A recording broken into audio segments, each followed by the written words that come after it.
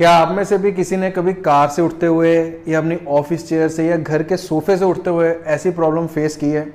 तो सबको लगता है कि मुझे बैक की पेन इतनी ज़्यादा है कि मुझसे बैठ के उठा नहीं जाता।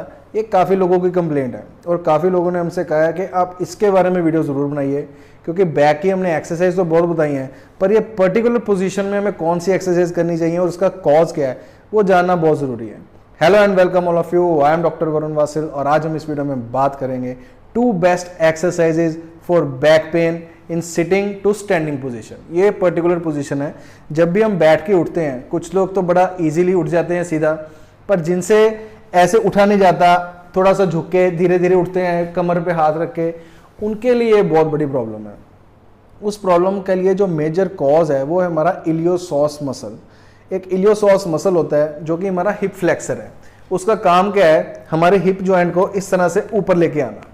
अब जो ज़्यादा देर बैठे रहते हैं इस पोजीशन में, अब उनका जो फ्लेक्सर है वो ऑटोमेटिकली टाइट हो जाता है, क्योंकि ज़्यादा देर एक ही पोजीशन में पड़ा है। अब देखिए, इस टाइम पे हिप फ्लेक्शन में है, इस टाइम में हिप न्यूट्रल में है, इस टाइम में हिप जो है वो एक्सटेंशन में चला जाता है पीछे की ओर।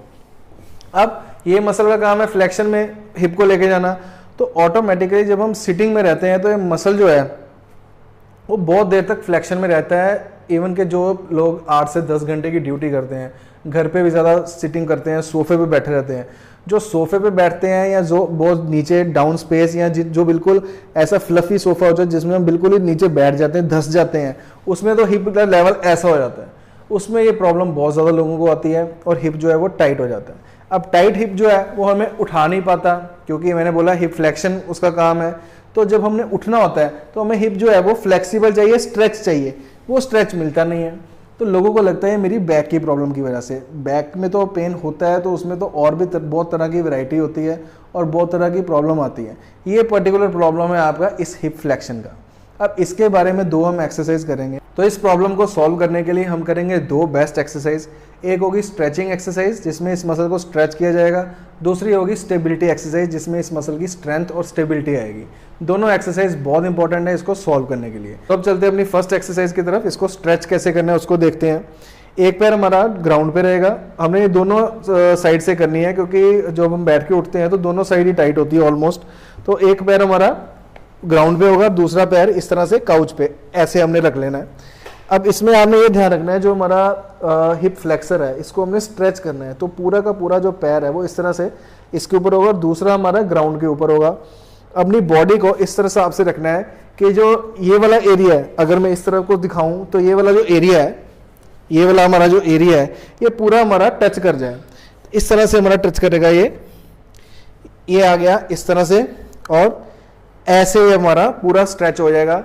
और जो नीचे वाली लेग है उसको थोड़ा सा फ्रंट पे बेंड करके थोड़ा सा नी को फ्लेक्स कर सकते हैं। तो ये हमने, आप सोचेंगे ये तो कोबरा पोज हो गया, ये कोबरा पोज नहीं हुआ, क्योंकि कोबरा पोज तब होता अगर मेरी दूसरी टांग भी बेड पे होती, काउच पे होती। एक लेग पे मैंने पूरा जो वेट है वो अपनी ग्राउंड पे रखा, वो पूरा वेट उस लेग पे है। इस लेग को मैं सिर्फ स्ट्रेच करने के लिए यूज कर रहा हूँ और वो पूरा वेट जो है मेरे बॉडी के ऊपर ही है। तो इस लेग के ऊपर हल्का सा स्ट्रेच देने के लिए इसको बेंड किया गया है, और जब आप हल्का सा ऊपर आएंगे तो वो स्ट्रेच और अच्छा आएगा। इस टाइम पे जो मेरा पूरा स्ट्रेच आ रहा है वो मेरा क्वाड्रिसेप्स मसल पे भी और हिप फ्लेक्सर, ये वाला जो हिप फ्लेक्सर है इसको हम बोलते हैं हिप फ्लेक्सर। यहाँ पे आपको पूरा स्ट्रेच फील हो रहा है। ये स्ट्रेच फील होने का मतलब ही है कि आप जो मसल का है वो स्ट्रेचिंग जो है वो बिल्कुल ठीक कर रहे हैं। इसी तरह से दूसरी साइड पे करने के लिए हमें, अब लेफ्ट वाला पैर ग्राउंड पे रहेगा और दूसरा पैर, ये देखिए इस तरह से कितना इजी इफेक्ट आ रहा है। ये देखिए पूरा स्ट्रेच आ गया। इसको 5 to 10 सेकेंड्स होल्ड कीजिए और 5 रेपिटेशंस कीजिए दिन में 2 बार, सुबह और शाम। इससे आपका जो हिप फ्लेक्सर है वो काफ़ी अच्छे से स्ट्रेच हो जाएगा। स्पेशली जो लोग सिटिंग ज़्यादा करते हैं वो ये चीज़ ज़रूर करें। अब आपने काफ़ी वीडियोस में देखा होगा या काफ़ी लोग सजेस्ट करते हैं कि इसको स्ट्रेच करने के लिए ऐसे एंकल को पकड़ के ऐसे नी को फ्लेक्स कर लीजिए, और ये खड़े होके एक्सरसाइज है और कोई वेट नहीं आ रहा, और ऐसे करने से लोग अपनी स्पाइन को बेंड करते रहते हैं, जबकि ये गलत है। ये मसल जो है ये हमारा हिप को फ्लेक्स भी करता है और साथ में नी को एक्सटेंड भी करता है। तो ये 2 जॉइंट मसल है, इसलिए इसकी जो स्ट्रेचिंग होनी चाहिए वो सिर्फ नी को फ्लेक्शन में नहीं, हिप को एक्सटेंशन में भी लाना चाहिए। तो इसलिए जब हम हिप को एक्सटेंशन पे लेके आ रहे हैं वो हम काउच पे और इजी सेफ पोजीशन में लेके जा रहे हैं, जिससे हमें ज़्यादा झटका भी नहीं लगेगा और ज़्यादा प्रॉब्लम भी नहीं आएगी।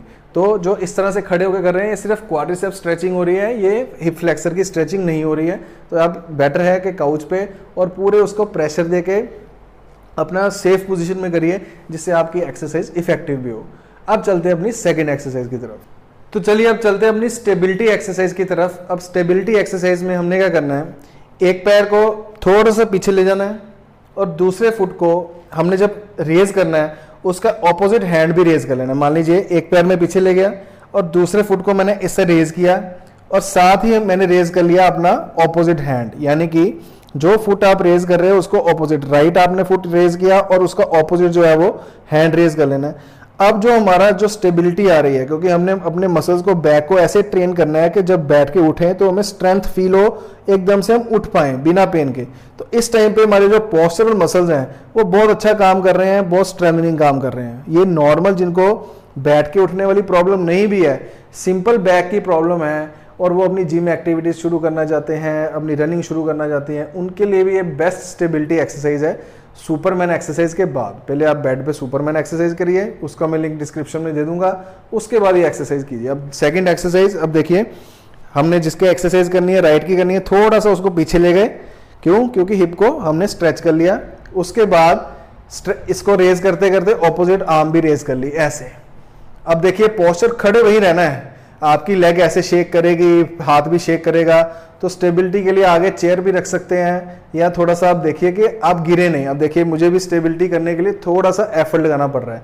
ये जो एफर्ट है ये हमारे बैक पोस्चर मसल्स का है। अच्छे मसल्स रहेंगे, बैक स्ट्रेंथनिंग रहेगी। लोग सोचते रहते हैं कि बैक को स्ट्रेंथन करने के लिए मुझे ऐसे एक्सटेंशन करनी पड़ेगी, ये करना पड़ेगा। ये बिल्कुल गलत है। बार बार एक्सटेंशन करने से हमारा फ्रिक्शन होता है, फेसेट जॉइंट पे भी प्रेशर पड़ता है, लिगामेंटम फ्लेवम थिकनिंग भी होती है, और अगर स्टिनोसिस है, कैनाल टाइट है, तो उससे तो बिल्कुल ही नहीं करना चाहिए बैक एक्सटेंशन।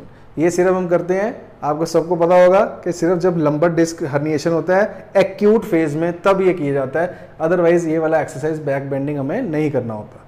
तो पोस्चरल एक्सरसाइज, स्टेबिलिटी एक्सरसाइज पता लग गया। फर्स्ट आपको बताया था स्ट्रेचिंग एक्सरसाइज पता लग गया। इन दोनों एक्सरसाइज को कीजिए तो बैठ के उठना आपका डेफिनेटली फ़र्क पड़ेगा। स्पेशली जो कार से उठने में जिनको मुश्किल आ रही है, या सोफ़ा से उठने से मुश्किल आ रही है, या अपनी ऑफिस चेयर से आ रही है, तो इसको एक्सरसाइज को करिए। इस वीडियो को ज़्यादा से ज़्यादा लाइक कीजिए।